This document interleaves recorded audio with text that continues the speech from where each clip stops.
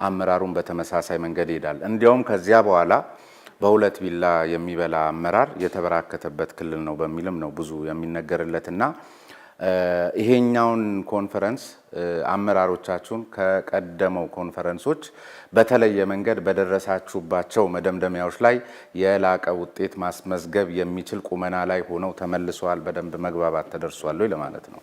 የአማራ ክልል አመራር እንደጋጣሚ ሆኖ ተላላኪ ነው። ለአማራ ሕዝብ ተቆርቆር ያለው ብሎ የተወሰኑ አጀንዳዎችን በመያዝ ጥያቄዎችን ከማስመለስ ይልቅ እንደገና ጠላት በማብዛት የአማራ ሕዝብ በየትኛውም ቦታ ሌላው እንዲጠረጥረው እና እንዲርቀው የሚያደርግ በንግግርም የሚገለጹ ተግባሮች አሉ። የአማራ ሕዝብ ፍላጎት በሌላው ላይ ፍላጎቱን ለመጫን አይደለም። ለአማራ ወጣት ደንታ የሌለው አመራር የተሰባሰበበት ክልል ነው በሚል ይነሳል። ማን ይላል? በተለይ ከውጭ የቆሙ ዘይት ማምረት የሚችሉበትን ግብዓት አቅርቦላቸው ድርጅታችሁን በሚፈታተን ደረጃ በጠረጴዛ ላይ ስክሪፕቱ አስቀምጠው የሚያስፈርሟችሁ ባለሀብቶች ናቸው ወይ አማራ ክልል የሚገኙት? ከዚያን ጊዜ ጀምሮ አብዛኞቹ ፖለቲካን ለህዝብ ለውጥ ብለው የገቡበት ሳይሆን ለእንጀራና ለቤተሰባቸው በሚመስል መልክ ከዚህ ጋር የነበሩ ሰዎችም በሚሰሩት ስራ እንጂ በማንነታቸው መለካት 32 ዓመት ሙሉ ሁለተኛ ናችሁ በፌዴራል መንግስት ውክልና ላይ። ይሄ በጣም ወይ በዙር ወይ በሌላ ነገር አድርገን የሰራ ነው አሰራር የለም። አጋጣሚ ነው 32 ዓመት ሙሉ አጠቃላይ ተወሰነ። በጦርነት የቆየ ነው። በርካታ አካባቢዎች በጦርነቱ ምክንያት ከፍተኛ ውድመትና ዘረፋ የደረሰባቸው ናቸው። እነዚያ ገና ያገገሙ አይደሉም። ሰላም ስምምነቱ ከተፈረመም ጦርነቱ ከቆመም ገና አንድ ዓመት ገና አልሞላንም እና እዚህ የወለዳቸው በርካታ ችግሮች አሉ አማራ ክልል ውስጥ። በዚህ የተነሳ አማራ ክልል ላይ የሚነሱ የቆዩ አሁንም ለውጡ የወለዳቸው ችግሮች አሉ። ስለሆነም እነዚህን መነሻዎች በማድረግ ሰሞኑን ለ3 ቀን የቆየ የአመራር ኮንፈረንስ ተካሂዷል። የአመራር ኮንፈረንሱ በተቀመጠለት አግባብ መሰረት ያደሩ ጥያቄዎች ምንድናቸው? እንዴት ይመለሳሉ? ከማን ጋር ሆነው በማን ይመለሳሉ? የሚሉትን ነገሮች በዝርዝር ያየ እና ያመላከተ ኮንፈረንስ ነው የነበረው። እንደ አጋጣሚ ሆኖ በተለይ ይሄ ፌዴራል አወቃቀር ከመጣበት ጀምሮ አሁንም ለአመራሩ የሚሰጠው ስያሜና ክብር በብዙ መንገድ ችግር ያለበት። አንዱ ማወቅ ያለብን ይሄ ጉዳይ የሚመጣው በጠላትም ነው፣ አንዳንዱም ተቆርቋሪ ነኝ ወዳጅ ነኝ የሚለውም ነው። እስካሁን ድረስ የተደረጉ የፖለቲካ ጉባኤዎች እና የተደረሰባቸው ማደማደሚያዎች ተግባር ላይ ሙሉ በሙሉ አልዋሉም ተብሎ የሚተችበትም አንዱ ጠላትም ወዳጅም በትግሉ ውስጥ ተሳታፊ ስለሆነና የጠራ የትግል ስልት ስላልነበረው አሁን በዚህ ጉባኤ ላይ የሚያደርገው በምን የትግል ስልት ነው እነዚህን ጥያቄዎች ምን መልሳቸው? ማን ነው የሚመልሳቸው? ጥያቄ ማንሳት ማነብነብ ብቻውን ግብ አይደለም። ግቡ እነዚህ የተነሱ ጥያቄዎችን የሚመለሱበትን ስልት መንገድ የትግል ስልት አስቀምጦ ግቡን ማስቀመጥ ነው። በዚህ አግባብ አመራሩ ተስማምቷል። አመራሩ አቋም ወስዷል። በቀጣይ የሚደረገው ድጋፍ የሚደረገው ክትትል ተጠናክሮ ከቀጠለ እነዚህ የተነሱ ማደማደሚያዎች ግባቸውን እንዲመቱ ማድረግ ይቻላል፣ ማድረግም ይችላል የሚል እምነት አለ። ከተነሱት አጀንዳዎች መካከል የተወሰኑትን ማንሳት እንችላለን? ይቻላል። እስቲ እንገሩኝ። ለምሳሌ የቆየን የአከራካሪ ቦታዎች አሉ በማንነትና ወሰን ላይ። እነዚህ ጉዳዮች ህጋዊ ልባት ማግኘት አለባቸው። ህጋዊ ልባት የሚያገኙት ምንድን ነው? ዲሞክራሲያዊ፣ ሰላማዊ በሆነ አግባብ መሆን አለበት። በግጭት በጦርነት የሚፈጠር ወይም የሚመጣ ሰላምና የሚመለስ ጥያቄ ዘላቂነት የለውም።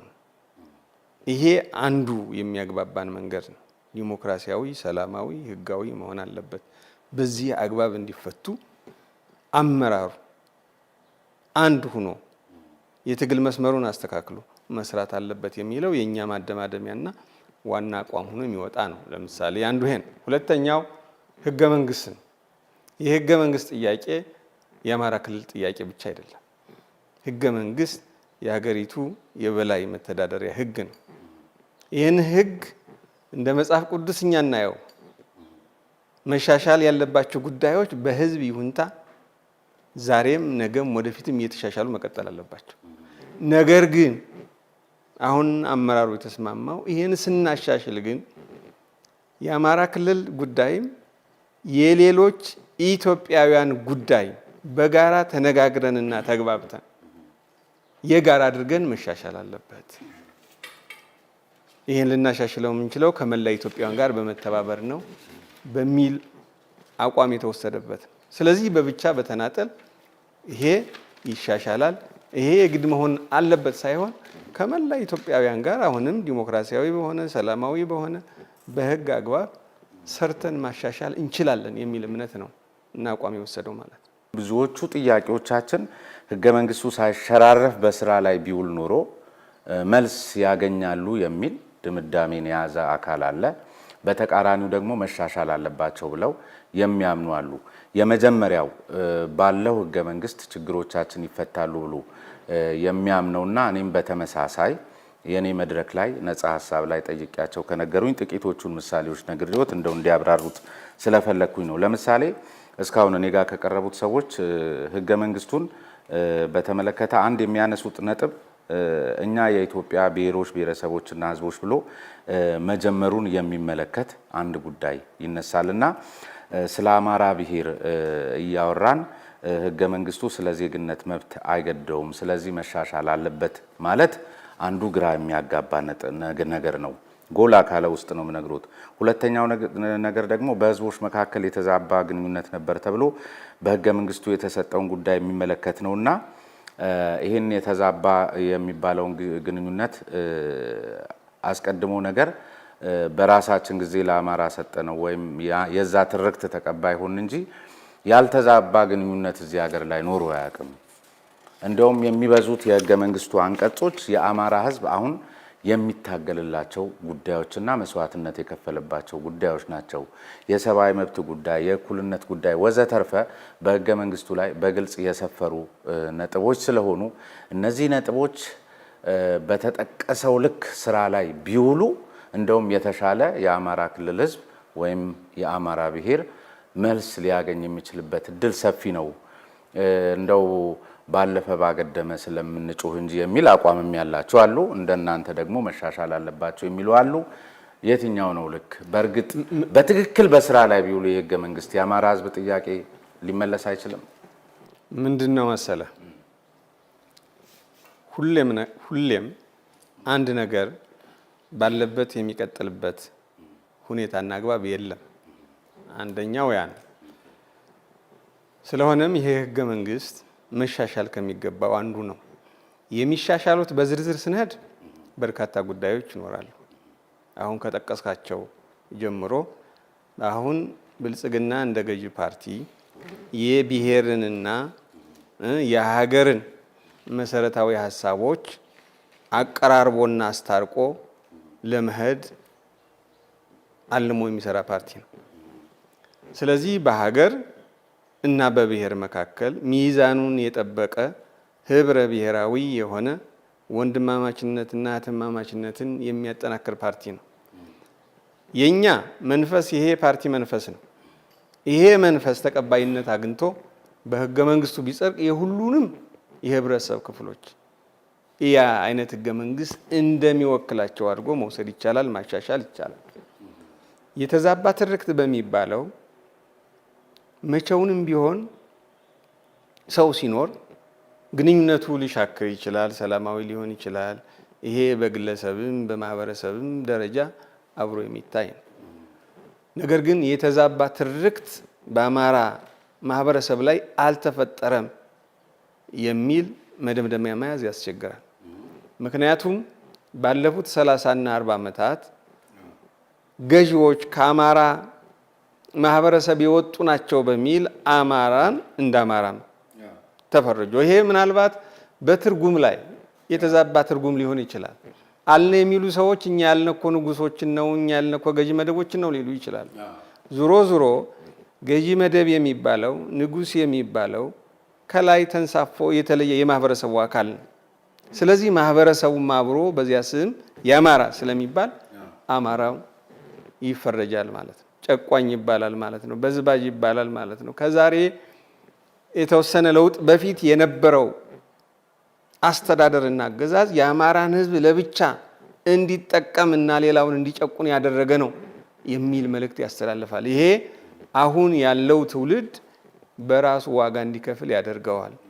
ስለዚህ እነዚህ ሀሳቦች አሁን ባለው ነባራዊ ሁኔታ ላይ ተመስርተው ያለውን ማህበራዊ ህይወት ህብረ ብሔራዊነት አብሮነትና አንድነትን በሚያጠናክር መንገድ መቀረጽና መደንገግ ይገባዋል የሚል እምነት አለ። ከዚያ ባለፈ ሌሎችም አንቀጾች አሉ መሻሻል የሚገባቸው። ነገር ግን ይሄ ህገ መንግስት ዋጋ የለውም ማለት ግን አይደለም።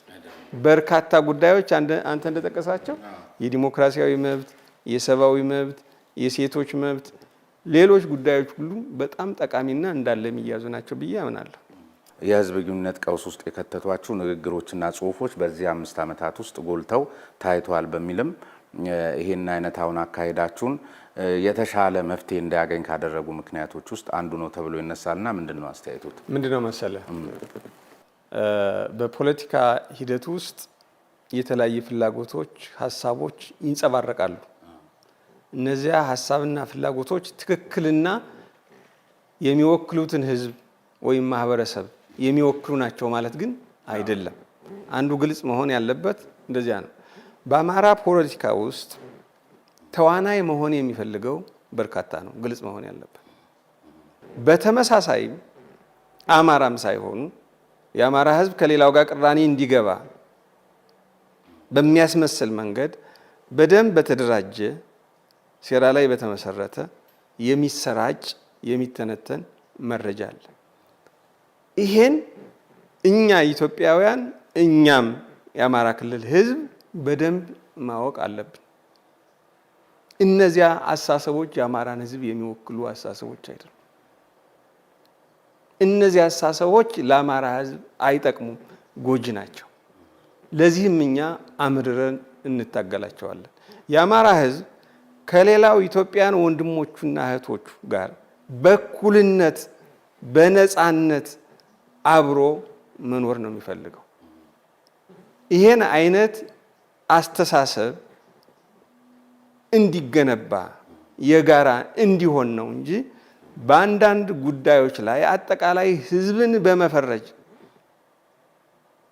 የሚመጣ ለውጥም የሚፈታ ችግርም የለም። ይሄን እናውቃለን፣ ችግሮች ከመባበሳቸው በስተቀር። በመሆኑም እኛ የምንፈልገው የአማራ ህዝብ በሀገሩ የእኩልነት ሰብአዊ መብቱ፣ ዲሞክራሲያዊ መብቱ እና በየትም ቦታ የመኖር መብቱ እንዲጠበቅለት እንጂ ከሌላው ህዝብ ጋር በተለየ መንገድ እንዲጋጭ እና ሌላውን ህዝብም በተለየ መንገድ የማይፈልገውን ስያሜም ተቃራኒ ነገር መፈጸም አይፈልግም። በእኛ በኩል ጽንፈኞች አሉ፣ ይህን የሚያደርጉ የሚያራምዱ፣ ነገር ግን መጀመሪያ የሚጎዱት የአማራን ህዝብ ነው ራሱ። በሌላው በኩልም በተመሳሳይ ጽንፈኞች አሉ። በእርግጥም አማራንም ሊጎዳ ይችላል፣ ግን መጀመሪያ የሚጎዱት የራሳቸውን ማህበረሰብ ነው። ስለዚህ እነዚህን ቦታ መስጠት የለብንም። የእነዚህን ጉዳይ ማራገብ የለብንም። ሁል ጊዜ በየትኛውም ማህበረሰብ በዚህ ደረጃ የሚመደቡ ኃይሎች አሉ። እነዚያ ሀሳሰቡ ተደፍቆ ተዳክሞ እንዲኖር ነው የሚደረገው። ሙሉ በሙሉ ማጥፋት አይቻልም። ስለዚህ በአማራ ማህበረሰብ ወክላለሁ የሚሉ ወይም ደግሞ የጠላት አሳሰብ ሆነው አማራ እንዲጠላ እንዲለይ የሚያረጉ የሚያስተላልፉትን መረጃ የሐሰት መረጃ መነሻ በማድረግ አማራ ህዝብ ሊፈረጅ አይገባም እኮ። ወይም ይህን የሐሰት መረጃ እናንተ ዲፌንድ ማድረግ ያቃታችሁ እያደረግን መስሎ በህዝብ ግንኙነት ስራችሁ ላይ አይደለም። በጣም አንዳንድ ጊዜ እኮ ማለት በጣም ትርፋማ መሆን ሲገባችሁ ወይ ጭምት ሆናችሁ ወይ ሰነፍ ሆናችሁ ካልሆነ በስተቀር ምሳሌ እናንሳ። ለምሳሌ ከቅማንት ብሔረሰብ ጋር ተያይዞ በርካታ ፕሮፓጋንዳ ሲሰራባችሁ ነበር፣ ግን እላፊ መብት ሰጥታችኋል። ለምሳሌ በህገ መንግስቱ ድንጋጌ መሰረት እኮ አንድ አካል ራሱን የቻለ ብሔረሰብ ዞን ለመሆን በዛ ቋንቋ አማርኛ እየተናገረ እኮ ነው አይደለ? ህገ መንግስቱን ስታችሁ ይህን መብት ያጎናጸፋችሁ ናችሁ። እላፊ መብት ሰጥታችሁ ክልሉ ግን በሰብአዊ መብት ጥሰት የሚከሰስበት ሁኔታ። ከዚያ ባሻገር እኮ የብሔረሰብ ዞኖች ያሉበት ክልል፣ ለሌሎች ብሔሮች እውቅና የሰጠ ክልል፣ በቋንቋቸው የሚማሩበትን እድል የሰጠ ክልል ሆኖ ግን እንደ ጨፍላቂና እንደ ጨቋኝ ሲጠራ ወይ እናንተ ጭምት ናችሁ ወይ ሰነፍ ናችሁ። እላፊ መብት ጭምር የሰጣችሁ አካላት ናችሁና በህዝብ ግንኙነት ስራችሁ ወይ ወድቃችኋል ማለት ነው። እዚህ ላይ ሀሳብ ይስጡ። አማራ ክልል ህብረ ብሔራዊ ክልል ነው። ብዙ ማህበረሰቦችን አቅፎ የያዘ ክልል ነው። በእነዚህ ማህበረሰቦች ጋር እጅና ጓንት ሆኖ የሚኖር ማህበረሰብ ነው። በውስጣቸውም ያለውን ልዩነት ማለት የቋንቋ፣ የባህል፣ የሌሎች ጉዳዮችንም አካታች በሆነ መንገድ እውቅና ሰጥቶ የሚያስተዳድር ክልል ነው። ስለዚህ ይሄ እንደ ሞዴል የሚወሰድ እንጂ አማራን ክልል ጨፍላቂ ሊያደርገው የሚችልበት እድል የለም። በእኛ ጋር አፋን ኦሮሞ የስራ ቋንቋ ያደረጉ ዞኖች አሉ። የማስተማሪያ ቋንቋ የሆኑ በርካታ ዞኖች አሉ። ስለዚህ አሁን መጨረሻ ላይ ያነሳው የቅማንትን ኬዝ ብንወስድ ቅማንት የራሴ ማንነት አለኝ። ቋንቋው አሁን የተዳከመና የጠፋ ቢሆንም የራሴ ማንነት አለ። ህገ መንግስቱ ደግሞ የራሱ ማንነት ካለው እሺ፣ በዚያኛው ትርጉም ከሄድነ ብዙ የሚያከራክር የሚያጨቃጭቅ ይኖራል ራሱ ማንነት የሚለው ነገር። ነገር ግን ከዛሬ ቀደም ይሄ የነበረ ፋክት ነው። ቅማንት የራሱ ቋንቋ የነበረው መሆኑን እርግጥ ነው። ነገር ግን ይሄ መብቴ ነው እስካለ ድረስ ማንነቱ መከበር አለበት ብሎ ምክር ቤቱ ወሰነ። ማንነቱን መሰረት ተደርጎም እደራጃለሁ ካለ፣ ምክንያቱም በኢትዮጵያ ውስጥ የፖለቲካ ማጠንጠኛ ማንነት ነው። ማንነት በተለይ ደግሞ የብሔር ማንነት ነው። ማንነቶች ብዙ ናቸው።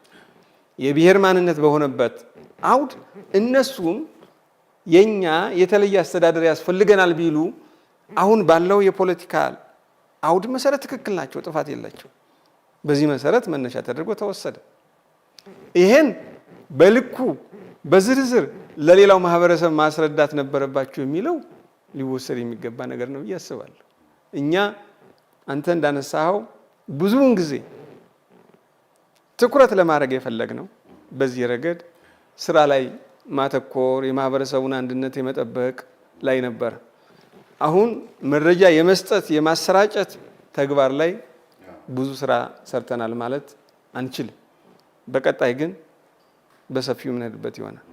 አንድ ምን በሚል ነው መሰሉት፣ ከዚህ ከአንድ ጥናት ነው የአማራ ፖለቲካ ከዚህ ወዴት እንዴት በሚል 2012 ላይ ከተሰራ ጥናት ላይ ነው የተመለከትኩትና ጨረታ በማስወጣት የኢንቨስትመንቱን አካባቢ የሚያውኩ በተለይ ደግሞ ተጠራጣሪ ሲረኛና ተናዳፊ በመሆናቸውም ሌላውን ባለሀብት ዳር የሚያስቀሩ ናቸው። የአድማስ እይታቸው በጣም ጠባብ ነው፣ ራዕይ የላቸውም።